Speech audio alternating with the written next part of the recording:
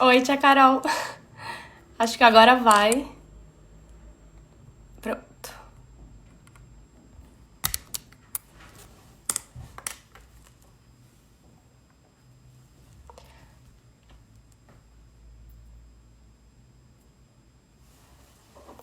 Vou esperar um pouquinho e aí a gente começa. Oi, Vis.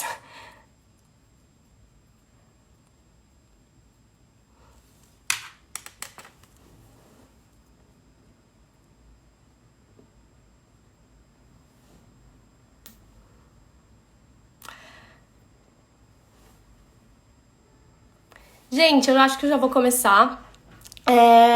Primeiro eu queria falar e agradecer muito, porque ontem a live da Clara Carvalho teve uma repercussão assim muito boa, mais de 300 pessoas assistiram o vídeo e pra quem ainda não assistiu, tá no IGTV do Infoteatro.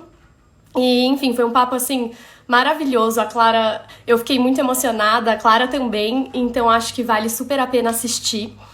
E hoje, para continuar com as nossas lives por aqui, para que vocês conheçam e se aproximem cada vez mais do teatro, eu vou conversar. Eu não tenho nem palavras assim para descrever o que essa artista representa para mim. Eu vou conversar assim com uma das maiores cantoras, atrizes, intérpretes do Brasil, desses tempos, dos próximos tempos. Eu acho que assim, ela é uma figura, uma pessoa que todo mundo deveria conhecer, que é a Cida Moreira. E por sorte, eu tenho a grande sorte dela ser também minha professora de canto. Então é isso, eu vou conversar com ela, tô muito animada, deixa eu ver se ela já está aqui. Vamos ver.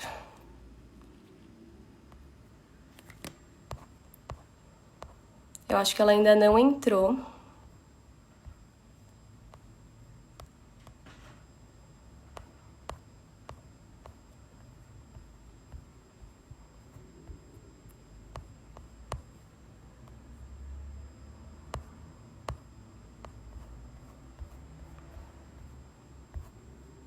Acho que agora ela entrou, vamos ver.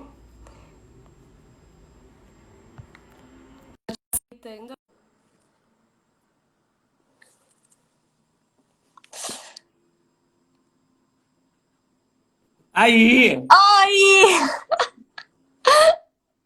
vou te contar, viu? Tudo É bem? difícil, viu? Foi difícil? Não, para mim tudo é difícil da minha geração jurássica. Cadê você? Ah, eu tô aqui, ó. Peraí, deixa eu Ah, tá, arrumar isso calma. aqui. É, que não tá aparecendo Me viu? direito. Foi um Ah, pouco. mas me viu? Ah, meu Deus. Sim, agora sim. Mas sabe o que você faz? Vem Segura o aqui uma coisa. celular, acho melhor. Então. Eu vou ter que segurar por enquanto, depois a gente vê. Boa. Vamos eu tocar, Tá bom. Tá bom. tá? Diga aí. Eu tava contando. Eu tava Ah, contando que, assim, você, pra mim, eu não tenho nem palavras pra descrever o que você representa pra mim. E eu contei que você é minha professora de canto também. E eu queria começar contando uma das nossas histórias, das nossas aulas. E é ah, uma que eu amo e todo mundo que eu conto essa história acha muito engraçado. Porque eu decidi, eu falei, ah. vou fazer aula de canto e vou fazer aula com a Cida Moreira, nossa, que máximo. Aí eu falei, eu já me imaginei cantando as músicas deles, Regina, não sei o que, tudo mais. Aí, primeira aula que eu cheguei, primeira aula que eu cheguei, você falou, que músicas você canta? Que música, que você gosta de cantar? Aí eu falei, eu canto as músicas da Elis Regina. Não, não, você falou assim, você falou, eu falei, eu canto Elis Regina. Aí você falou, não, você não canta Elis Regina. Você canta as músicas que Elis Regina cantava. Aí eu falei, eu canto as músicas que Elis Regina cantava. Aí você, então, se você sabe falar direito, fala direito. E aí eu lembro que Eu esse perguntei para dia, você se você sabia quem eram os autores das músicas é, que eles cantavam, exato. E né? a partir desse dia, assim, eu falei, nossa, realmente isso ficou marcado para mim de uma forma, assim, porque é um dos ensinamentos que você já me ensinou, assim. Eu acho que, enfim, ele é muito. Ele é muito importante para mim, sempre vai ser. Eu sempre vou lembrar, sabe, para falar direito. E É para porque, você começar, sabe... hum, Pergunta. tá. Não, para começar, Não, não vou falar nada demais. eu queria perguntar como começou a sua carreira de cantora e depois, pois é.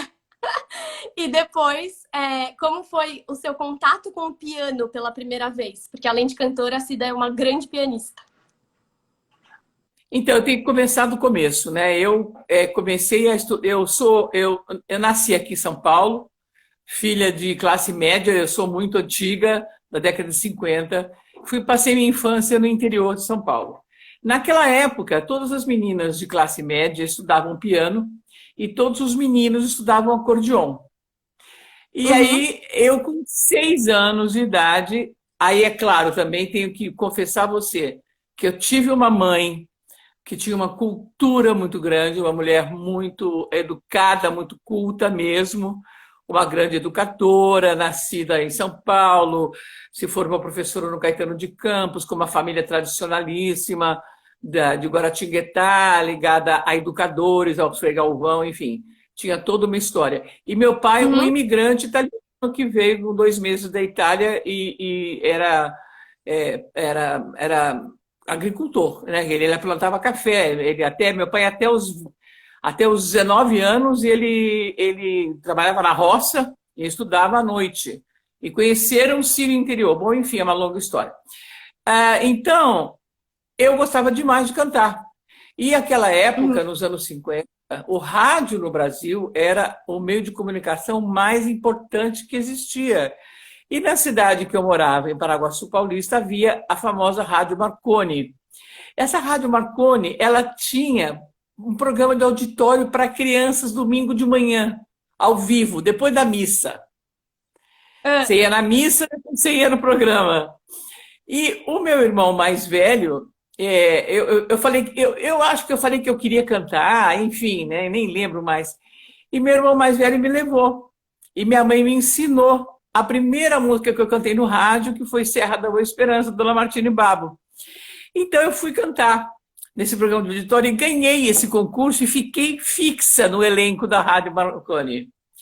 Nesse mesmo tempo, eu acho que nesse mesmo ano, inclusive, no meu aniversário, em novembro, para um caminhão na porta da minha casa, na longínqua Paraguaçu Paulista, e desce um piano, que é aquele piano no qual eu dou aula lá no meu escritório, que você conhece até hoje. Aquele piano ele tem exatamente 62 anos de idade. Ele já foi reformado por mim várias vezes.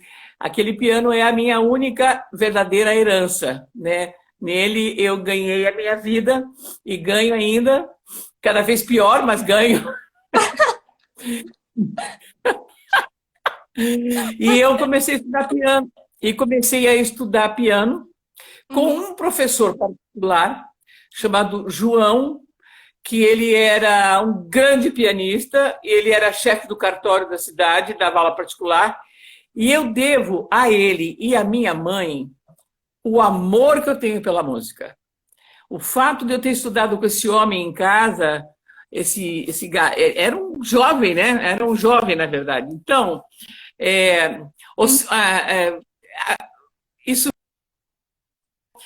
esse piano, ele simbolizou tudo. Quer dizer, eu nem sei exatamente o meu pai, por que ele fez isso.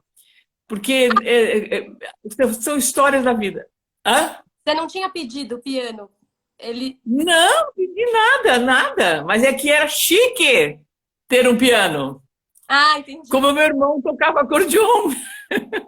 O que eles não imaginavam é que eu fosse realmente me tornar uma pessoa da música, né? Então a minha vida começou assim. Aí eu segui a minha vida no colégio, no grupo escolar, cantando. Aos 8 anos eu fui para um conservatório de verdade, conservatório musical, aonde estudei formalmente música.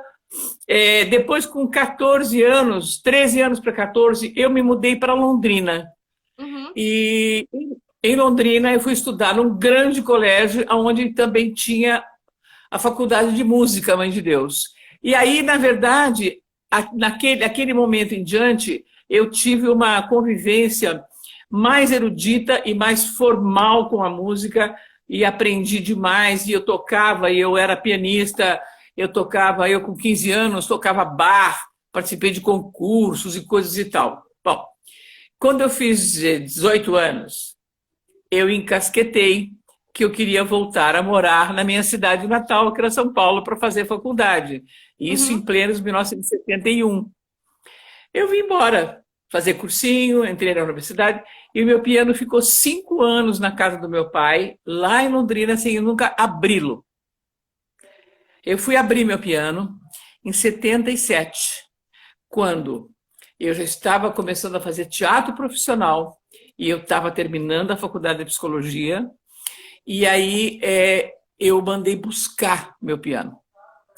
E a partir disso, eu comecei a trabalhar no teatro. A primeira peça que eu fiz profissional foi com o Márcio Aurélio, grande diretor, um texto de Alcides Nogueira, chamada Farsa da Noiva Bombardeada, que era uma peça que se passava depois do casamento pequeno burguês do Brecht. O Brecht então já tinha um tamanho de mim imenso, pela minha convivência, inclusive, principalmente na universidade, Quando principalmente no começou teatro. para Hã? você? Quando que começou o teatro da música? Como foi a sua passagem? Não, foi tudo junto, é tudo junto. Uhum.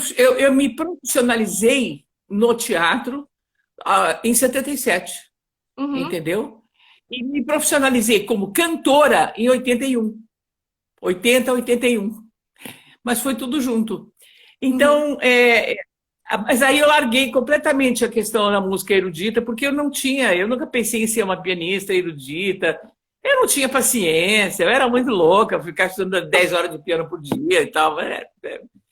Aí eu comecei a ter contato com as canções, do teatro e tal, e aí comecei a tocar essas outras coisas, do jeito que eu toco, comecei a cantar. E aí me profissionalizei a partir daí nessas duas coisas. Inclusive, continuei trabalhando como psicóloga até 1900.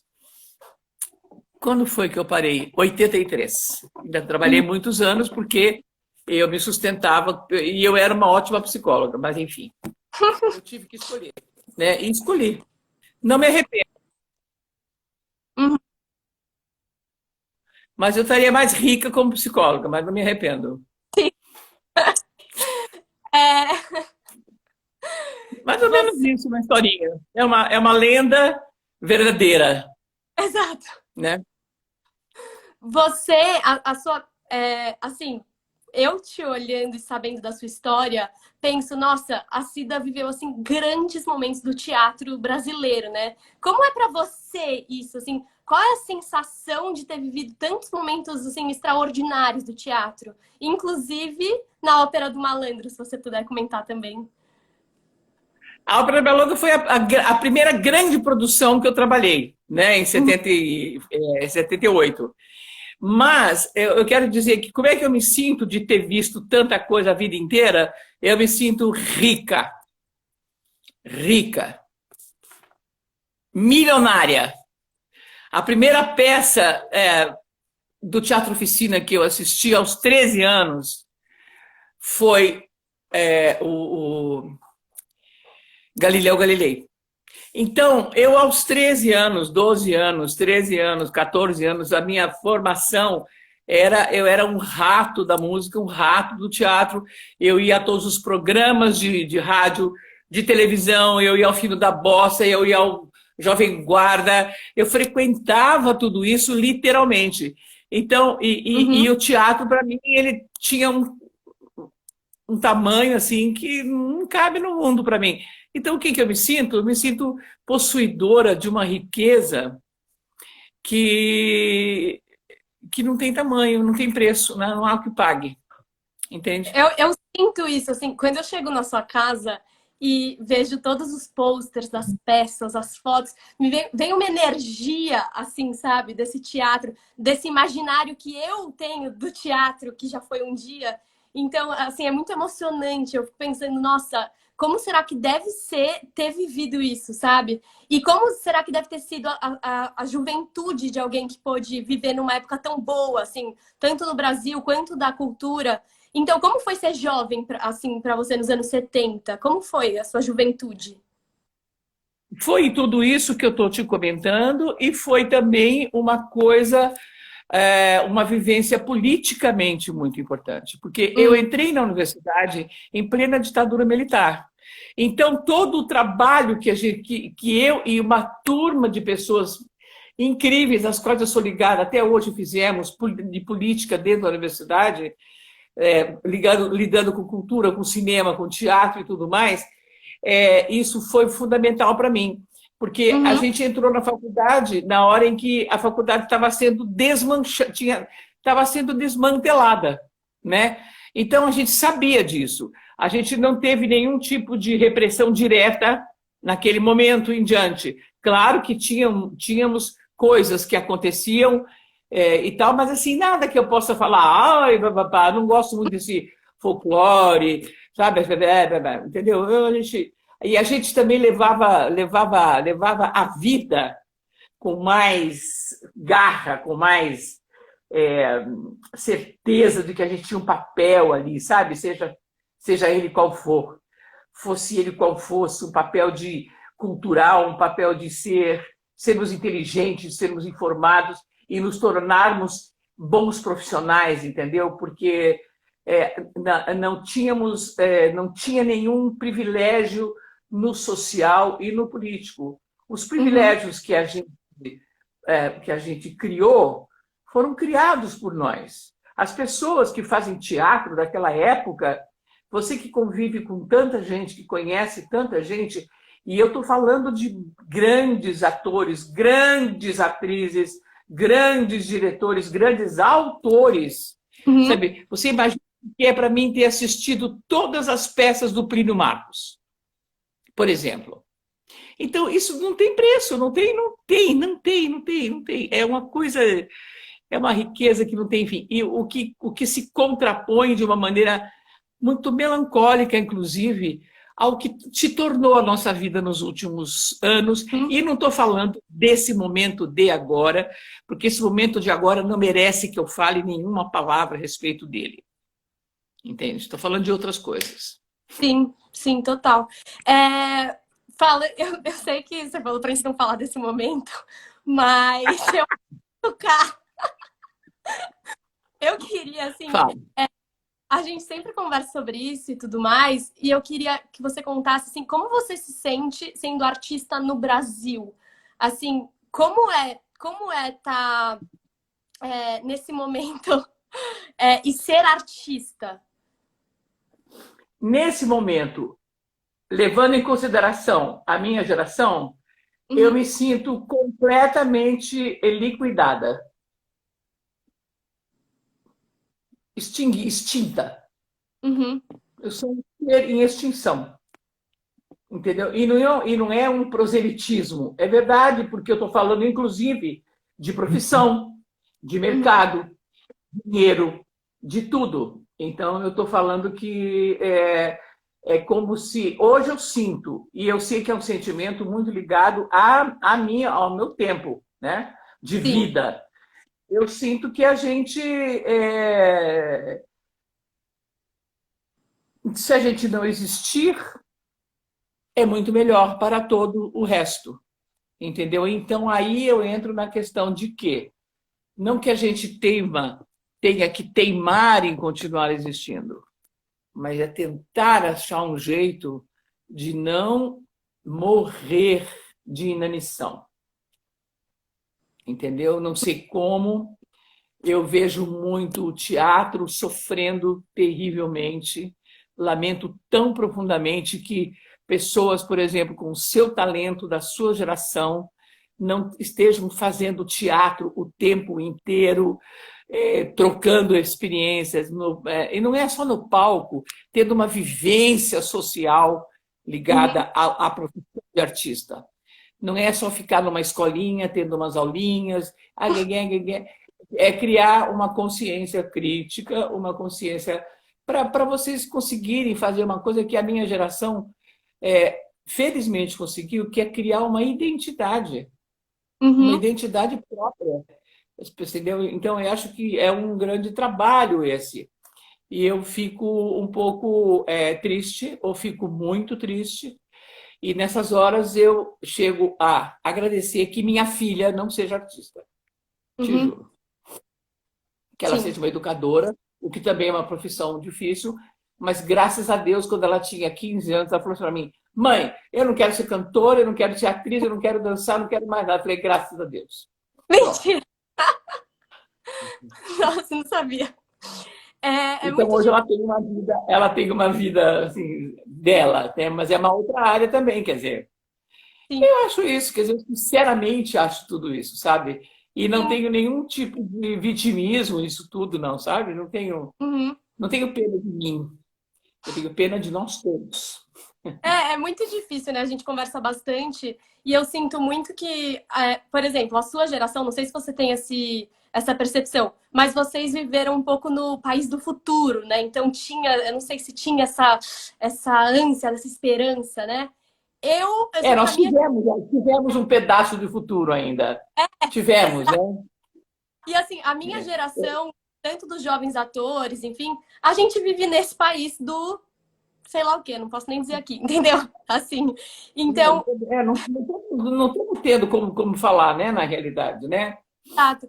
Eu Então, acho, eu lembrei agora de uma.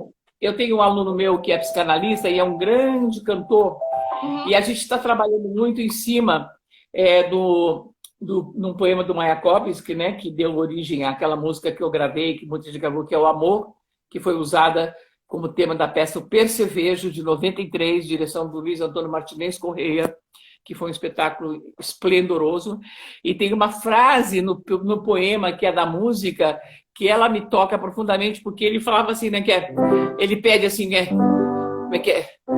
Ressuscita-me, né, o poeta pede, ainda que mais não seja, porque sou poeta e ansiava o futuro. É só essa frase, entendeu? nossa, Ressuscita-me, para que, né, se mais não seja, uhum, porque eu sou poeta e eu ansio o futuro. Quer dizer, entendeu? É uma coisa muito forte, né?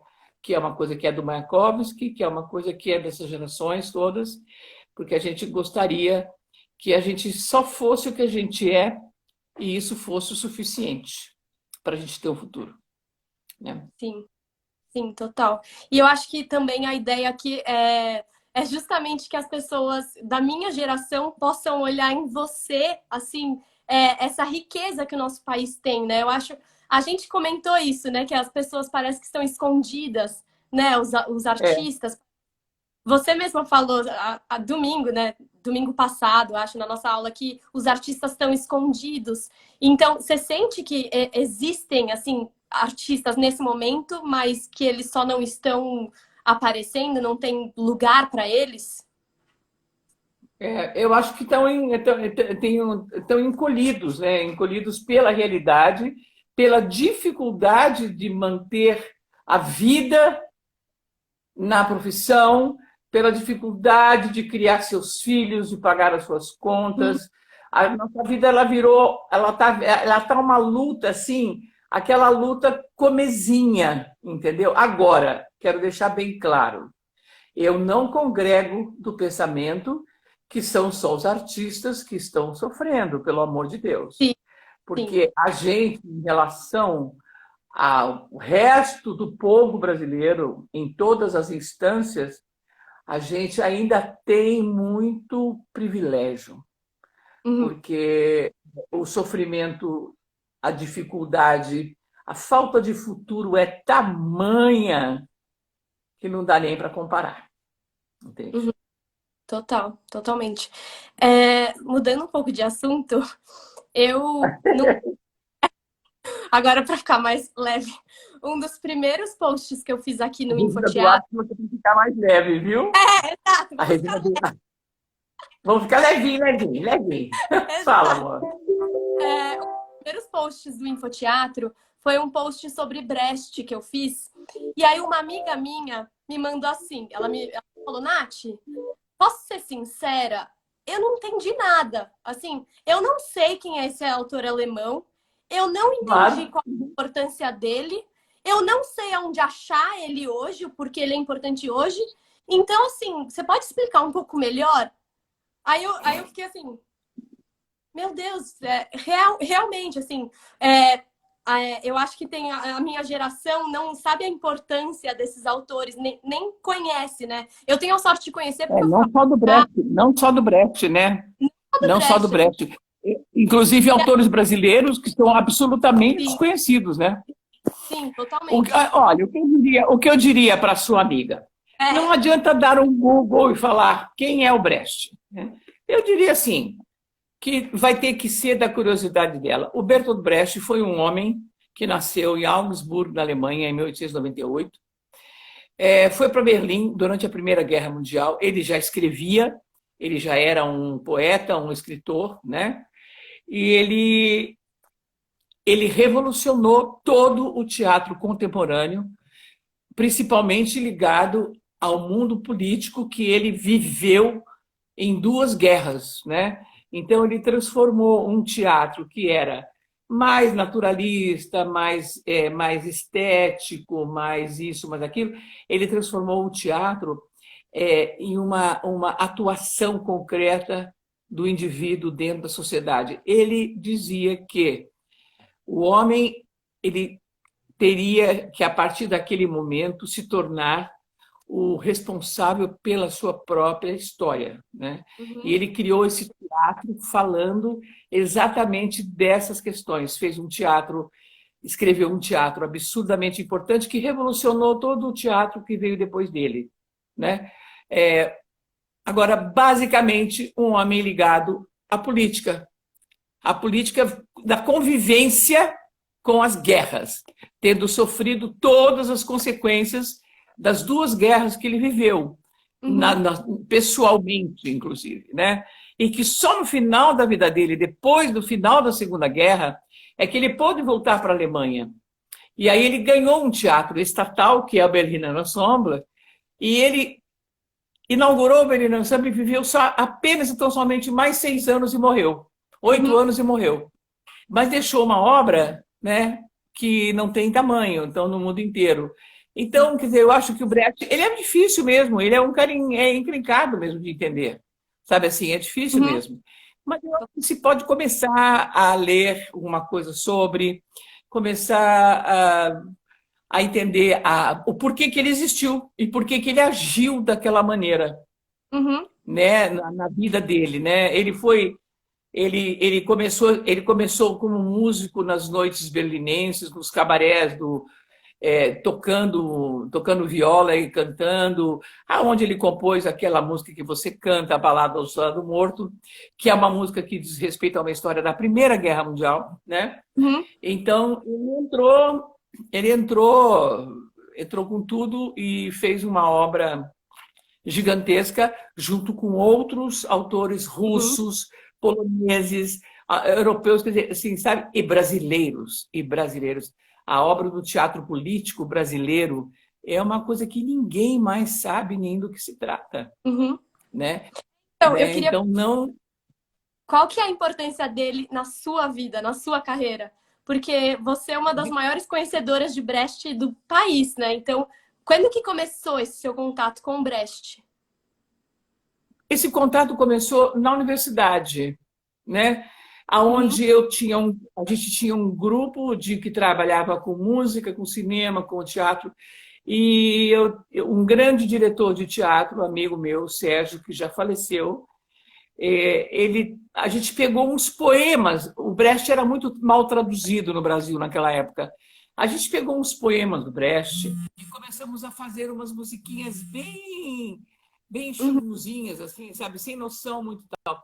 Aí, em 74, eu fui para a Europa, naquelas coisas de jovem, e trouxe umas partituras, e trouxe uns discos e tal. E eu levei um susto, aquilo para mim foi um universo que se abriu na minha vida. Então, a partir disso, eu comecei a me interessar. E aí, evidentemente, que com os anos de trabalho de teatro e tal, aí, quando eu fui trabalhar a própria peça que eu fiz, A Noiva, que o Márcio Uhum. dirigiu, era uma peça que foi escrita pelo Alcides Nogueira, que começava exatamente na última frase da peça do Casamento Pequeno Burguês do Brecht, que era o Enfim Sós. O Enfim Sós é o começo da miséria humana no casamento, por exemplo, né? Então, assim, já tem esse avesso do avesso do avesso. Depois eu fui para o Teatro Ornitorrinco e lá foi a exuberância desse trabalho todo que nos levou para a Ópera do Malandro, blá, blá, blá, blá, blá, e eu continuo insistindo nesse assunto, porque é um assunto que me diz respeito. Gostaria de estar fazendo muito mais coisas do que eu já fiz nos últimos anos, mas atualmente nós estamos assim sem a menor condição de montar nada a respeito de nada. Exato, eu acho que Brecht é muito importante nesse momento, né? Não estou te ouvindo. Agora você tá ouvindo? Alô? Não. Oi, tá ouvindo? Ah, foi. Foi. Eu Está me acho que. ouvindo? Tô te ouvindo, tô te ouvindo. Você está me ouvindo? Eu não estou te ouvindo, mas fala baixinho. Calma, agora você tá ouvindo? Tô. Tá? Médio. Médio? Será que você desligou seu som? Hã? Será que o seu som tá baixo? Enfim, Não eu vou mexi em tentar nada. falar alto. Você tá ouvindo agora? Eu não mexi em nada aqui, juro por Deus. E agora? Não, tudo bem, mas você tá ouvindo ou não? Você tá ouvindo Hã? agora? Agora você tá Agora eu tô ouvindo? ouvindo muito baixinho. Tá, vou falar mais alto. Fala, Então.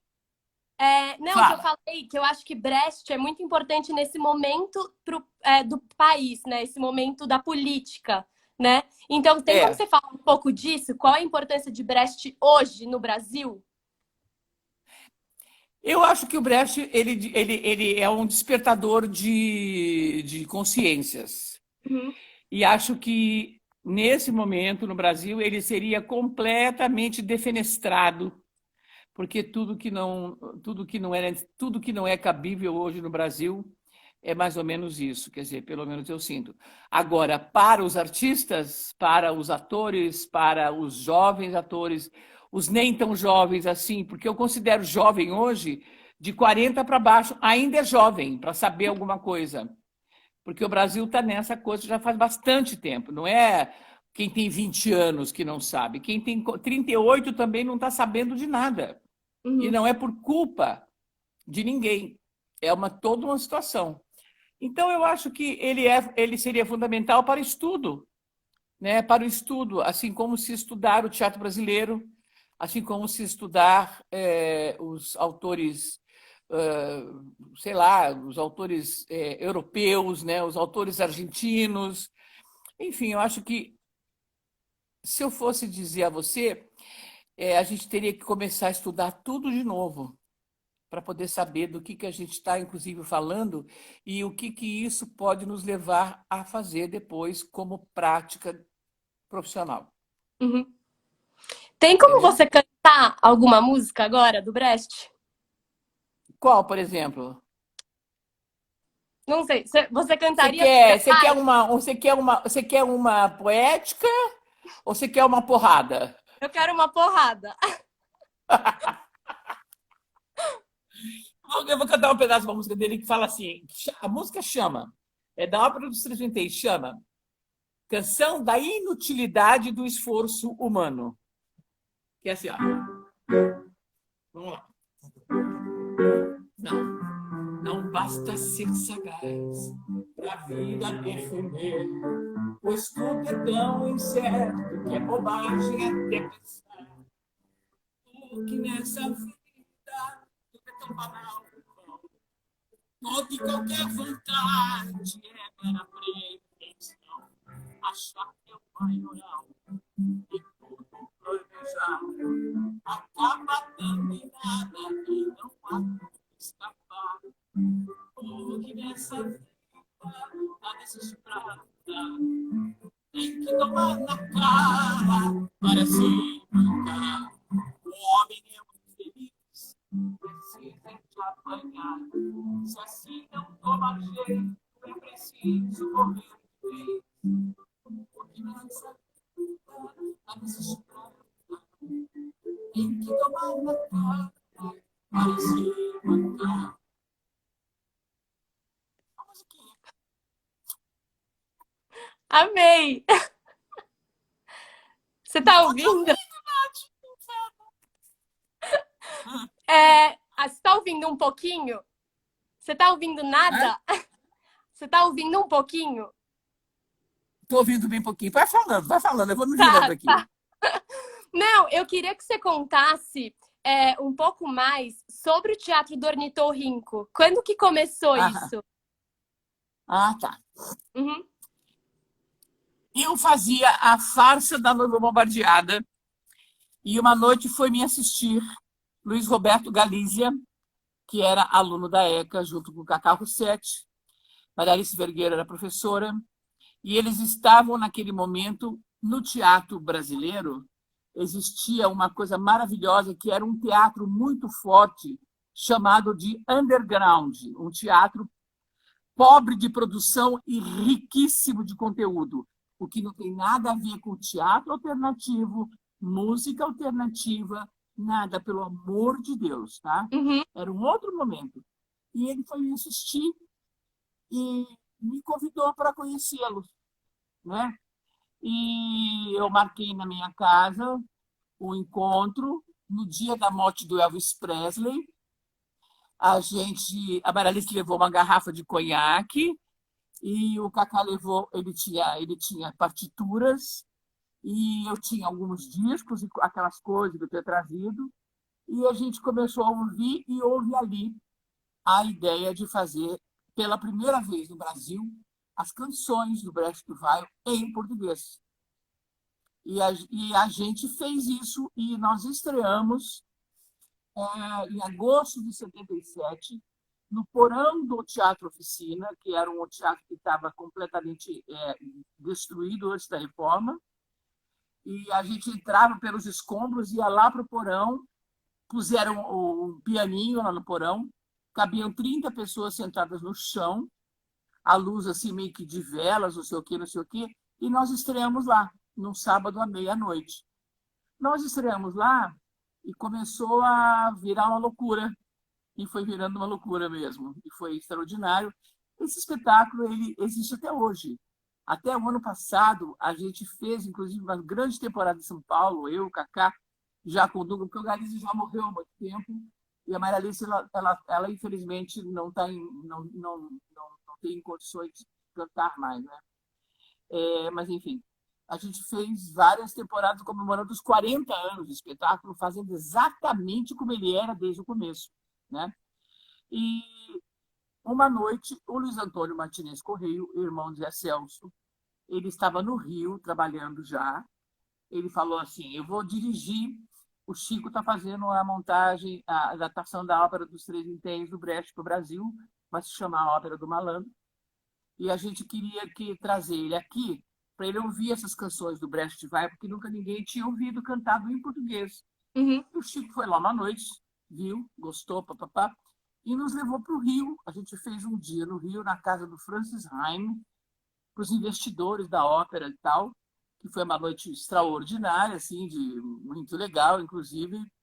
Inclusive, tem um detalhe importante nessa noite, porque nós fomos para o Rio, chegamos lá, fomos super bem tratados, cantamos, fizemos o show inteiro para os caras da grana lá no Rio de Janeiro, tal, o Maurício Sete, que era o cenógrafo, o Chico, a Marieta, que ia fazer o papel principal, papapá, e terminou o espetáculo, e eles passaram o chapéu, e a gente saiu da casa do Francis Rainer na Gávea a pé, para pegar um ônibus e voltar para São Paulo. Então tem aquela música do Chico que diz assim, festa acabada, músicos a pé, músicos a pé. Foi esse tema. Foi o que foi. E o Chico escreveu para nós papéis na ópera. E nós fomos Uhum. para o Rio fazer. Então a gente fazia a ópera e levamos o espetáculo do Ornitorrinco, às segundas e terças, para o Teatro Tablado, e ficamos 2 anos fazendo no Rio. Bom, enfim, esse espetáculo rodou o Brasil inteiro, foi uma coisa assim que não dá nem para acreditar. É um espetáculo pequeno, a gente tinha uma malinha de cenário, uma coisinha de nada, e assim a gente percorreu o mundo, né? Percorremos um mundo dentro de nós, principalmente. Há várias pessoas fizeram o espetáculo, a Isa Koppelman, o próprio Luiz Antônio Martinez Correia, a Elba Ramalho substituiu a Maria Alice do Rio de Janeiro uma fase que a Maria Alice saiu, aí veio depois o Bruna Brunet e tal. Quer dizer, então a gente teve o Marshall Netherland, que mora nos Estados Unidos agora, que fazia o teatro musical brasileiro com o Luiz Antônio. A gente teve uma convivência e uma experiência chiquérrima em todos os sentidos. Sim. Fala! Eu vou falar alto aqui. Tem como você contar agora desse projeto Um Copo de Veneno, que para quem não assistiu, é um projeto que saiu ano passado, né? Não, esse Então, ano. Ah, foi esse ano? Nossa, achei que fosse ano Estreou passado. 7 de janeiro. Ah, e aí eu queria que você contasse um pouco como foi isso e depois eu queria avisar para as pessoas que eu vou postar aqui o link para que elas assistam, Tá. porque eu acho que é uma das coisas mais imperdíveis dos últimos anos, assim. E eu acho, inclusive, ele profundamente brechtiano. E ele foi feito Total. por uma geração de pessoas que são da tua idade, por exemplo. Né? O Murilo Alvesso, que é um homem da imagem do cinema, me propôs, ele tinha feito uns clipes comigo do meu show Soledade e tal. Falou, vamos fazer um programa de TV? Eu falei, como assim? Bom, enfim, fizemos um programa piloto aqui aqui perto desse piano que eu estou agora, fizemos um programa piloto e ele vendeu esse programa para o Canal Brasil. E nós fizemos, e aí foi um trabalho de mais de um ano, foram 10 programas, onde eu faço 50 personagens, e foi um trabalho imenso de textos, um trabalho imenso de música. Por exemplo, a trilha sonora do Copo de Veneno está na gravadora Quarupi, porque assim que a quarentena começar a abrir, vai sair o disco, porque inclusive, eu ia estrear no dia 20 de março o show do Copo de Veneno na casa de Francisca, que foi quando a semana que parou tudo, né? Uhum. E então são programas, são quadros, né? Com temas muito importantes, muito bonitos de literatura, de dramaturgia e de música. Ele tem um caráter não debochado, ele tem um caráter de humor, mas de muita poesia, muito profundo, personagens incríveis, com uma equipe incrível em todos os sentidos, participações incríveis de pessoas, inclusive os que participam mesmo da cena são por exemplo, o jovem para Juliana Perdigão, o Tiago Petit, o Hélio Flanders, o Arthur Nogueira. Quer dizer, então, assim, sabe, tem um amigo meu que fez uma ponta, Nelson Barbosa também, que era uma. Eu e o Humberto éramos os mais velhos de toda a turma. E foi um ano de trabalho insano que demorou. Ele foi entregue para o Canal Brasil e ficou na geladeira, por razões que a gente não sabe. Aí, no final do ano passado, ele estava pronto desde o começo de 2018.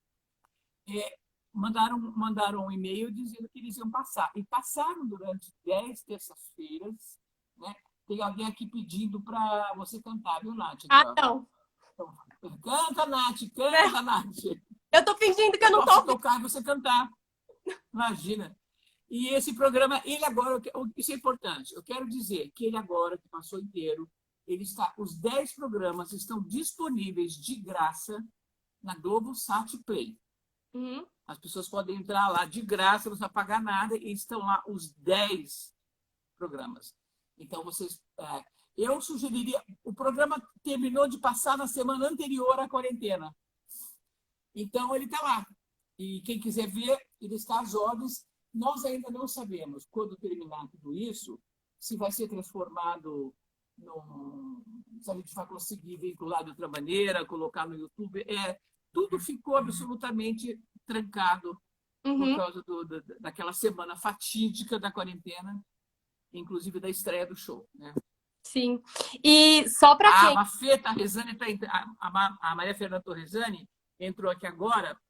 Ela é a grande maquiadora, ela que fez todas as caracterizações, uma profissional extraordinária, e, enfim, é, e é um povo todo jovem, e é nisso que é o que eu quero na vida, é conviver com pessoas arejadas e profissionalmente absolutamente competentes.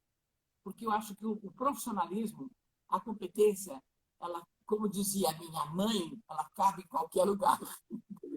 Né? Não, e para quem não assistiu e não conhece, eu queria falar um pouco o que eu senti quando eu assisti os programas.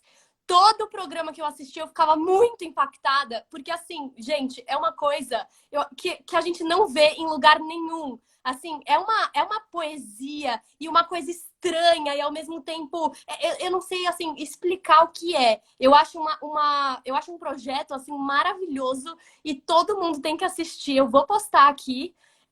Eu acho assim espetacular, espetacular. Assim, eu mostrei pro meu pai um dia e a gente ficou assistindo e ele ria, Cida. Ele achou assim imperdível.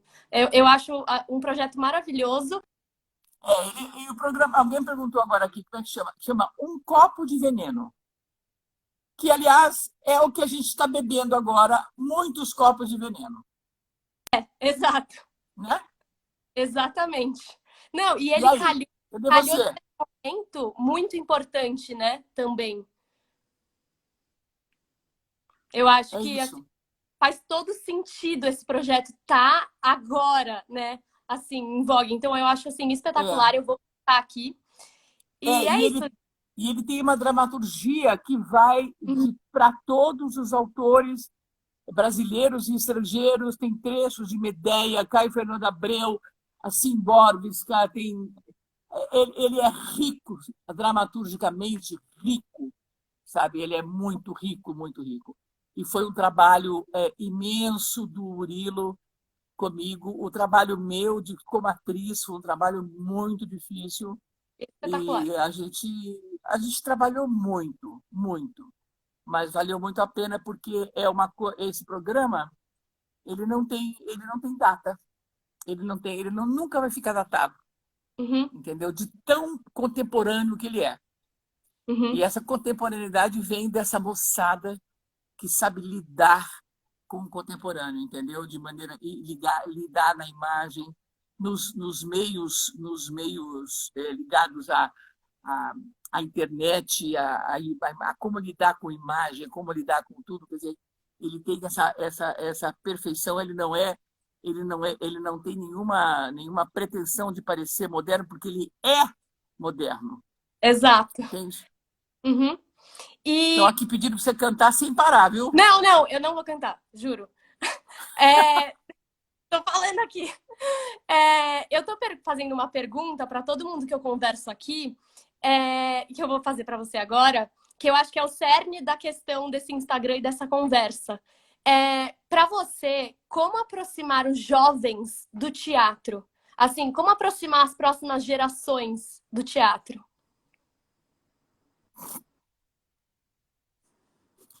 Olha, eu não sei te responder isso hoje, infelizmente, com muita dor no coração, Uhum, porque como aproximar? Só poderia se aproximar se o teatro estivesse funcionando. Não uhum, só as salas de espetáculo, mas como se houvesse possibilidade dos diretores e artistas montarem novos espetáculos. sim, Essa é a única maneira. Porque a escola de teatro, ela te dá noções do teatro, mas ela não te dá a vivência do teatro. Por mais que você faça teatro dentro da escola. Não, não que eu esteja desqualificando isso de maneira nenhuma, sim, mas é na vida real que a arte se consolida, né? É na vida real. Não é no banco escolar, nem na cabeça da gente. E nada é na vida real, é no cotidiano, né? É isso. Sim. E agora estamos nos nossos minutos finais e eu queria pedir licença para dedicar essa live de hoje para um amigo meu que infelizmente faleceu ontem e é o Gabriel, é meu amigo da PUC e Quantos anos ele tinha? ele tinha a minha idade. Ele tinha a minha idade, Ah, 22. É. E eu queria dedicar a ele porque ele foi uma das pessoas que mais me apoiou em fazer esse Instagram. E também ele amava teatro, ele sempre falava: Nossa, quero saber mais, quero que você fale. Então eu queria dedicar isso a ele e todos os próximos posts que eu fizer, eu sempre vou estar pensando nele, no apoio que ele sempre deu para o teatro e para mim. E aham, sim. sim, Eu vou cantar, como você me pediu, um pedaço de uma música do Roberto Carlos, que eu adoro também, quero te dizer isso. E estou pedindo aqui que você salve essa live, viu, para ficar eu vou disponível, salvar. tá? Então, Uhum. falando aqui. Quem é Juliana Boykers, sua irmã? Ela já pediu 80 vezes para você cantar. Eu quero todo dia aqui em casa. Eu vou cantar para o seu amigo, através de você, né? Maior que o mundo é a vontade de dizer que não te amo, que não te quero, não te espero e nem te chamo. Naquelas horas de saudade,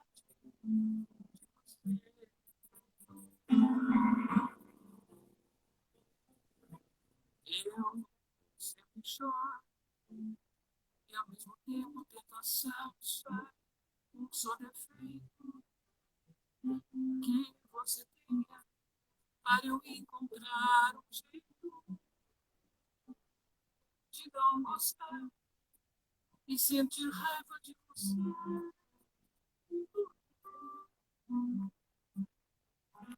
Já não suporto mais viver tão longe de você, sem esperança, mas mesmo assim, meu pobre coração não cansa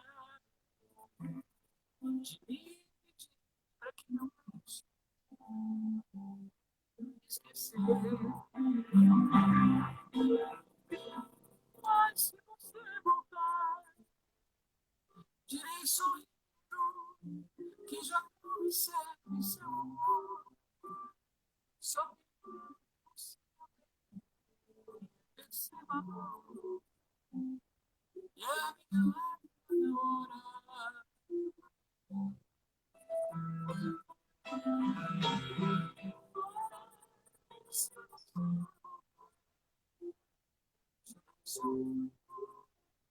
que já não serve. Só tenho medo que você também perceba e a minha lágrima na hora do